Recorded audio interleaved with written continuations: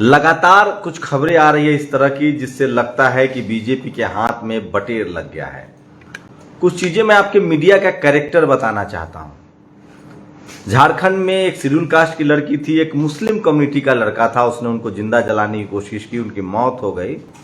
आरोपी गिरफ्तार है, सजा भी होगी, लेकिन सारे सवर्ण समाज के लोग उस पर खबर चला रहे हैं। अच्छी बात है, खबर चलनी चाहिए, लेकिन गौर कीजिएगा, सारे सवर्ण समाज के लोग इसको खबर चला रहे हैं, टीवी अखबार चला रहा है, क्योंकि आरोपी मुस्लिम है। इसलिए मैं इस देश के तमाम मुसलमानों से कहना चाहता हूं कि इस तरह की घटनाओं से आप बचें। बिहार में भी एक शेड्यूल कास्ट की फैमिली पर मुसलमानों ने हमला किया है, तो मुसलमानों को यह समझना पड़ेगा। लेकिन मैं एससी एसटी ओबीसी माइनॉरिटी के लोगों से कहना चाहता हूं कि क्या इस आरोपी के पक्ष में किसी मुस्लिम कम्युनिटी के नेता, धर्मगुरु या किसी पॉलिटिकल पार्टी या सामाजिक संस्था ने कोई रैली, धरना, प्रदर्शन किया? आरोपी के पक्ष में एक बाइट भी दी है। सब के सब पकड़े जाएंगे, सजा भी होगी। ओबीसी के लोग, ज्यादातर शेड्यूल कास्ट पर हमले की खबरें आती है, आप भी नहीं बच पाएंगे। आरोपी के पक्ष में भी ओबीसी की बैठकें नहीं होती हैं, तो मुसलमान और ओबीसी के लोग जान ले कि वो बचने वाले नहीं हैं। जो अब तक आप पर जाति के नाम पर अत्याचार कर रहे थे, अब धर्म के नाम पर वो आपको लड़ा रहे हैं। सोचिए, हम लोग कल भी मैंने आपको बताया था कि हम किसी मुद्दे को जातिवाद से कब जोड़ते हैं, जब पीड़ित के पक्ष में न खड़ा होकर आरोपी के पक्ष में उस कम्युनिटी के लोग खड़े हो जाते हैं। जैसे श्रीकांत त्यागी का मामला आया, कोर्ट का फैसला आएगा, जज फैसला करेगा, पूरा का पूरा त्यागी कम्युनिटी श्रीकांत त्यागी के पक्ष में धरना, प्रदर्शन, रैली करने लगे। हाथरस का मामला आया, सवर्ण आरोपी थे, सारे सवर्ण समाज के लोगों ने बैठकें की। जालौर का मामला था, आरोपी सवर्ण समाज के थे, सारे के सारे सवर्ण कम्युनिटी ने वहां बैठक करनी शुरू कर दी। अच्छा, एक भी सवर्ण पत्रकार, सवर्ण एक्टिविस्ट, सवर्ण बीजेपी के समर्थक या सवर्ण संगठन जब जातीय हिंसा में सवर्ण शामिल हो और पीड़ित एससी एसटी ओबीसी माइनॉरिटी हो तो वो नहीं लिखते, बोलते हैं। लेकिन अगर कोई हिंसा हो, कोई इस तरह की खबर चले, उसमें अगर आरोपी मुसलमान है तो ये सारे टूट पड़ते हैं, क्योंकि इनको मौका मिल जाता है। इसमें मैं इसलिए बार बार कह रहा हूं कि एससी एसटी ओबीसी माइनॉरिटी को दो चीजें समझनी पड़ेगी। जब कोई मुस्लिम आरोपी होगा तो कोई भी मुस्लिम संगठन, मुस्लिम नेता, मुस्लिम धर्मगुरु उसके बचाव में नहीं जाता है। कोई शेड्यूल कास्ट आरोपी होगा तो भी बचाव में कोई नहीं जाता है उस कम्युनिटी से। कोई ओबीसी होगा तो भी उस कम्युनिटी के लोग बचाव में नहीं जाते हैं। लेकिन जब सवर्ण समाज का कोई आरोपी होता है तो पूरा का पूरा समाज उसके बचाव में उतर आता है। तो इस खेल को समझिए, मीडिया में वो ताकत है जो दोषी को निर्दोष और निर्दोष को दोषी साबित कर दे। अभी सोचिए, लिंगायत समाज के एक जो धर्मगुरु है उन पर आरोप लगा है, सारा बीजेपी के मीडिया उस पर लगा कि वो ईमानदार हैं। एक मधु किस्वर है, पत्रकार हैं, बहुत वो लिख रही हैं कि अब झारखंड वाली खबर को लेकर जाके इसको सबक सिखाना पड़ेगा। बिल्कुल सिखाइए, लेकिन कोर्ट कचहरी अपना काम करेगी। लेकिन उनके नीचे जो लोगों ने ट्वीट किया है, किसी ने पूछा, मधु किस्वर जी, सबक सिखाने के लिए आपका बेटा कब आएगा?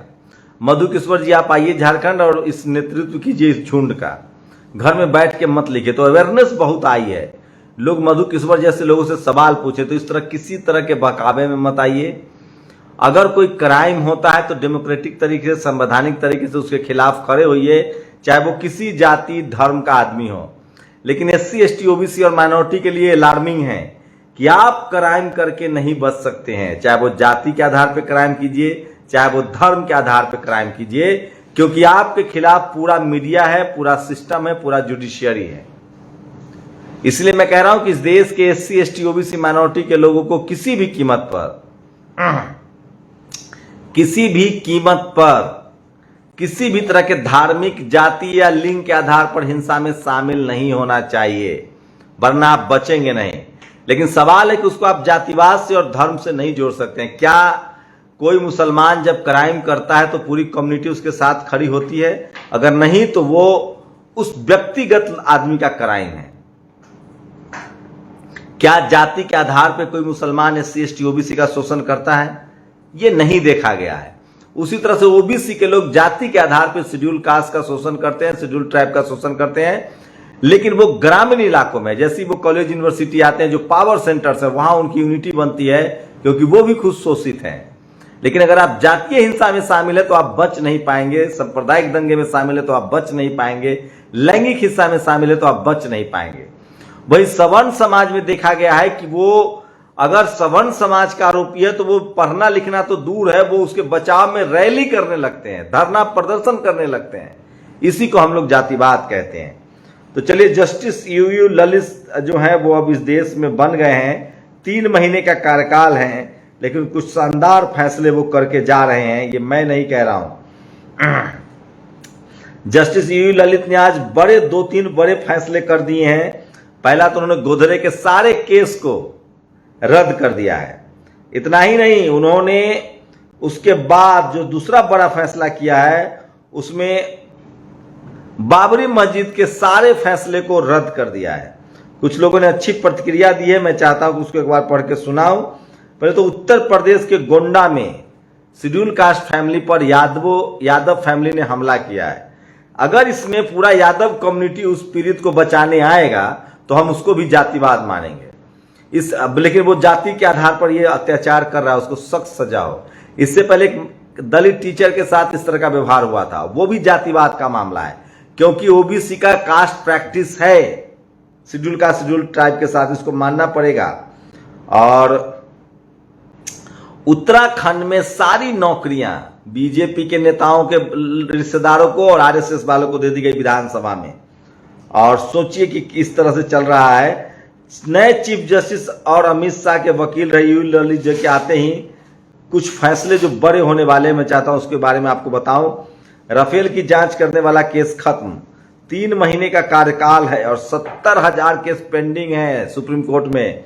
लेकिन जो बड़े फैसले जस्टिस यूयू ललित ने किए हैं, SC/ST एक्ट के खिलाफ इन्होंने ही फैसला दिया था। तो नए चीफ जस्टिस और अमित शाह के वकील रहे यूयू ललित जी के आते ही राफेल की जांच करने वाला केस खत्म, बाबरी विध्वंस का मामला भी खत्म, गुजरात दंगों की जांच का मामला खत्म। बस 3 महीने का कार्यकाल मिला है, इसी में सारे केस रेस्ट इन पीस हो जाएंगे। तो ऐसे चल रहा है इस देश का सिस्टम, और मेरी कोशिश है कि आपको तमाम इस तरह की खबरों से रूबरू कराया जाए। मैं फिर कह रहा हूं, इस देश के कोई मुसलमान हो, कोई दलित हो, पिछड़ा हो, आदिवासी हो, वो क्राइम करके नहीं बच सकते हैं। इसलिए आप संवैधानिक तरीके से रहिए, संविधान को मानिए और किसी भी तरह के क्राइम से बचिए। अगर आप ओबीसी हैं तो जातीय हिंसा, सांप्रदायिक हिंसा से बचिए। अगर आप SC/ST हैं तो आप सांप्रदायिक हिंसा से बचिए। जातीय दंगा आप खुद झेलते हैं। मैं फिर कह रहा हूं, एक बड़ी कॉन्स्पिरेसी है, पूरे मुस्लिम कम्युनिटी को टारगेट किया जा रहा है, जबकि किसी मुस्लिम संगठन, मुस्लिम धर्मगुरु या मुस्लिम पॉलिटिकल पार्टी ने इस खबर को या आरोपी को सही नहीं ठहराया है। लेकिन जब सवर्ण समाज का कोई क्रिमिनल होता है, जब कोई क्राइम होता है, तो वो कम्युनिटी के आधार पे वायसनेस दिखाते हैं। चाहे वो हाथरस में देखने को मिला, चाहे वो जालौर में देखने को मिला है, चाहे वो सेंगर के पक्ष में देखने को मिला, चाहे वो जम्मू कश्मीर में देखने को मिला। तो इसको आपको समझना पड़ेगा और मुसलमानों को बहुत सचेत रहना पड़ेगा। अगर आप मौका देंगे तो आपकी कम्युनिटी के लिए और मुश्किल खड़ी हो जाएगी। मुस्लिम समाज के लोगों को जातिवाद का जहर अपने दिमाग से निकालना होगा, और वो जो हिंदू हिंदू बोलते रहते हैं वो भी उनको समझना पड़ेगा कि आप जाति की वजह से अगर किसी को पड़ता, कई ऐसे मामले आ रहे हैं जिसमें शेड्यूल कास्ट पर मुस्लिम समाज के लोग, मुस्लिम समाज के जो लोग हैं वो हमले कर रहे हैं। लेकिन सबसे अच्छी बात है कि किसी भी मुस्लिम संगठन, किसी भी मुस्लिम ऑर्गेनाइजेशन या किसी भी मुस्लिम पॉलिटिकल लीडरशिप ने इस तरह के हिंसा या अपराध का समर्थन नहीं किया है, जबकि सवर्ण समाज में देखा गया है कि वो इस तरह के हिंसा और अपराध का समर्थन करते पाए जाते हैं। ओबीसी के लोग जातीय हिंसा में शामिल हैं, किसान जातियों के लोग जातीय हिंसा में शामिल होते हैं। उनसे गुजारिश है कि वो किसी तरह के कानून को हाथ में न ले, क्योंकि वो बच नहीं पाएंगे। और इस देश के संविधान को आप मानिए, चलिए, उसके हिसाब से काम कीजिए। जातिवाद, जाति के आधार पर अगर आप किसी के साथ भेदभाव, हिंसा करते हैं तो आप बचेंगे नहीं, ये तय मान लीजिए। तो मधु किस्वर को जिस तरह से लोगों ने रिप्लाई किया है, जिस तरह से सरयू राय, वो भी विधायक हैं, वो इस तरह से लोगों को भड़का रहे हैं कि पूरे मुस्लिम कम्युनिटी को रौंद दिया जाए, पूरे मुस्लिम कम्युनिटी इसके लिए जिम्मेदार है, ये बिल्कुल ठीक नहीं है। क्योंकि कहीं से किसी मुस्लिम संगठन ऑर्गेनाइजेशन ने इस घटना की तारीफ नहीं की है, आरोपी का पक्ष नहीं लिया। वहीं मधु किश्वर को सोशल मीडिया पर लगातार तमाम Hindu SC ST OBC minority के लोग जवाब दे रहे हैं कि पहले अपने बेटा को भेजिए तलवार उठाने के लिए, आप आइए खुद मॉब को लीड कीजिए। तो किसी भी तरह के बहकावे में मत आइए, संविधान को, कानून को हाथ में मत लीजिए। अगर आप SC ST OBC माइनॉरिटी हैं तो आप बचेंगे नहीं। सोशल मीडिया का दौर है, लगातार सवर्ण समाज के लोग ज्यादा संख्या में सोशल मीडिया, ट्विटर, फेसबुक पर हैं, पत्रकार भी वही हैं, तमाम संसाधन है उनके पास। तो जब मुस्लिम्स कोई क्राइम करते हैं तो वो खबरें तुरंत आ जाती है, क्योंकि टीवी अखबार इसको दिखाता है और इस वजह से पूरे मुस्लिम कम्युनिटी को कटघरे में खड़ा कर दिया जाता है। बट वही जब अपने जाति के आरोपियों को बचाने में सवर्ण समाज के लोग धरना, प्रदर्शन, रैली करते हैं तो वो इस खबर को दबा देते हैं। वही जाट हो, गुर्जर हो, पटेल हो, मराठा हो, इनके तरफ से भी कोई क्राइम होता है तो इसको भी मीडिया बहुत हाइप करती है और उसको पूरे SC ST OBC के खिलाफ खड़ा कर देता है।